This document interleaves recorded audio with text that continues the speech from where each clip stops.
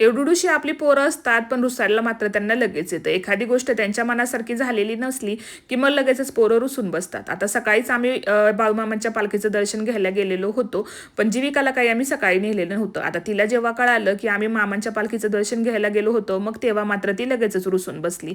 तर तिला सुद्धा आमच्यासोबत यायचं होतं, म्हणून मग म्हटलं चला, सकाळी तिला नेलेलं नव्हतं, म्हटलं चला संध्याकाळी आपण जाऊयात. तसंही आरतीचा टायमिंग झालेलाच होता, म्हणून मग म्हटलं चला आरतीच्या टायमिंगला आपण तिथे जाऊयात. म्हणून आधी सगळी घरातली कामं राहिलेली आवरून घेतली आणि मग आम्ही सगळ्याजणी निघालो.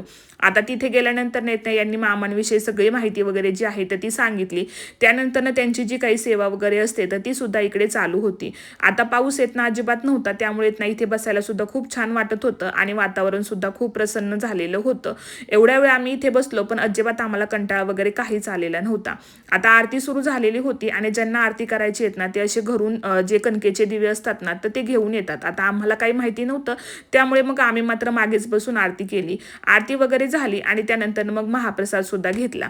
आता जेवण वगैरे आवरून घेतलं आणि मग इकडे मामांची मेंढरं सुद्धा आम्ही पाहायला आलेलो होतो. मला बऱ्याच दिवसांपासून पाहायची होती, पण वेळ काही भेटत नव्हता, म्हणून मग आधी मेंढरं वगैरे पाहिली आणि त्यानंतर मग प्रसाद घेऊन आम्ही सुद्धा घरी निघालो. तर चला भेटूयात उद्याच्या व्लॉगमध्ये.